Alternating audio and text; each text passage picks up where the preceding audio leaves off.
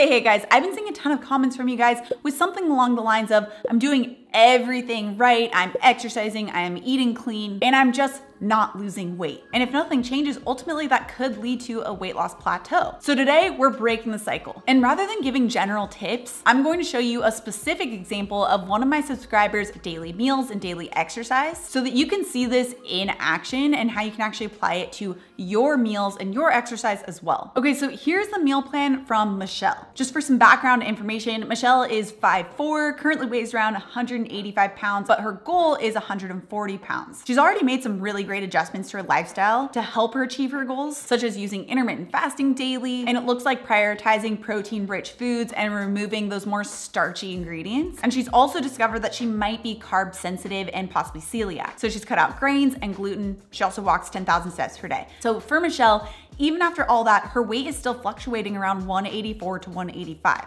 and she can't seem to break through. In fact, let me know in the comments if you feel like this is you as well, if you feel like you've added in all of these tools and you're just not seeing the results. Now, the first thing that I'm going to do for Michelle and that I would recommend for you is that you double check your actual protein intake. We've talked about this a lot recently, but if you aren't getting enough protein within each of your meals, this can result in muscle loss, which can result in increased insulin resistance and even a decrease in metabolic rate. It can really make it so it's difficult to break through that plateau. Now, since Michelle, with her height and weight, her BMI is above 30, we're going to be using her goal weight for this protein calculation of 140. And since we are using her goal weight rather than her current, I'm also going to use the slightly higher end of the protein needs at 1.6. So we're looking at about 102-ish grams of protein, complete protein, that is needed each day. Or since it looks like she's doing a 2-meal structure, about 51 grams per meal. Now, since Michelle is having a 2-meal structure, that is a lot of protein to make sure that you're getting in between 2 meals. 50 grams protein is not impossible, but it is important to make sure you're really prioritizing that and getting enough.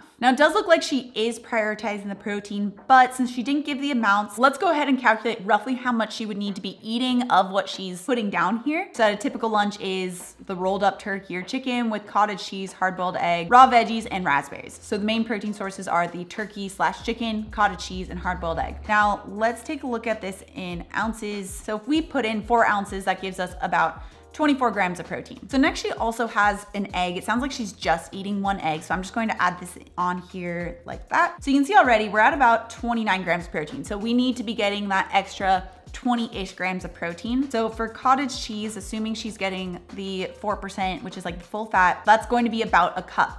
So in addition to the veggies and the raspberries, Michelle will need to be having 4 ounces of deli meat, 1 medium egg, and 1 cup of cottage cheese. So that's about 52 grams of protein. Okay, and then her second meal is like a grilled meat and veggies combination. So this one's a little bit more straightforward, depending on what type she's using. Let's even say chicken, because that seems to be one that she likes. She'll need about 6 ounces cooked. That's an important distinction because protein does shrink when it's cooked. So if you buy like, let's say 1 pound of chicken, you're actually eating about roughly 12 or 13 ounces of cooked chicken. So for Michelle, she will need about 6 ounces cooked, and you can see we'll have about 105 grams of protein right there. This is really the only thing I typically recommend to some degree counting, but it's really just to get an idea of what you're getting, and then from there it can always be eyeballed. Okay, so the next really important thing that I'm seeing with Michelle's meal plan, since she did mention she's carb sensitive, and I know that is something that a lot of my subscribers talk about, you do think that you might be carb sensitive, which basically just means that you react more strongly to carbohydrates than perhaps others. Now, this is maybe a little bit nitpicky, but just to help make sure that you're optimizing your results, let's take a look at this Bolthouse Farms yogurt dressing. Now, I don't know which one she's using, but let's just say like the lemon basil. So it looks like for 2 tablespoons, technically it says 0 grams of added sugars. However, it does say 2 grams of total sugars, but take a look at the ingredients and you can see it says white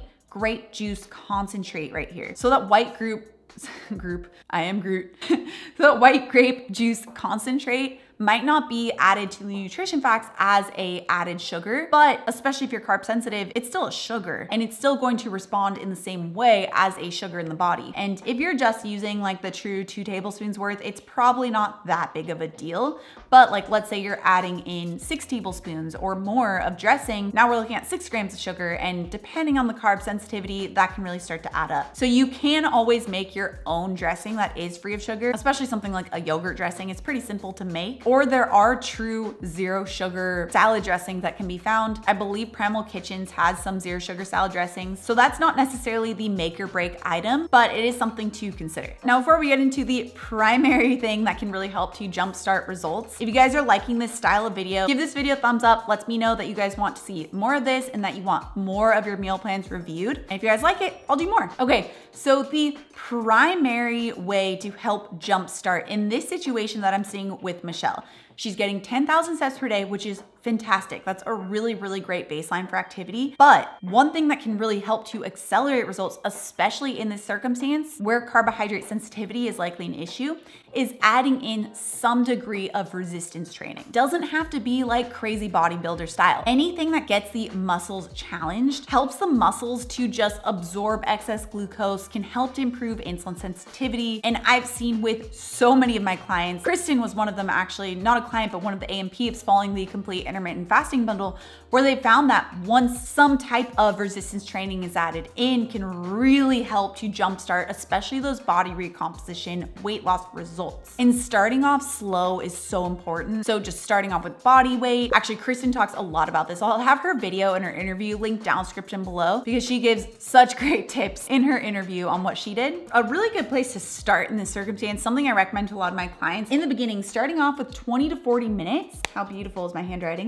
20 to 40 minutes of a total body workout done on alternating days, like Monday, Wednesday, Friday. And this can just be body weight. Like I do have in my complete intermittent fasting bundle, the body part specific workouts, but you can even combine the upper and lower body days on just one day to get the total body effect. And then eventually you can do more of the 5-day per week if you wanted to strength training once you built up some strength and do like 20 minutes a day or 30 minutes a day to get even more benefits. That's more of the layout we have in the complete intermittent fasting bundle with the included workouts and the video workouts. But this format is such a great place to start. And if you feel more comfortable meeting with a trainer or even just doing online videos, whatever works best for you, but getting your muscles challenged is such an amazing tool in this specific circumstance when you are doing seemingly everything else right, and especially if you're carb sensitive, to help break through that plateau. But I cannot stress enough how protein is so important and so many people just do it wrong. So definitely make sure you check out this video next for how to do it right. And if you guys did like this video, please give it a thumbs up and I'll definitely do more. Otherwise, if you're new here and you love this science-backed information, you can subscribe right here. All right guys, thanks so much for tuning in and I'll see you in my next video.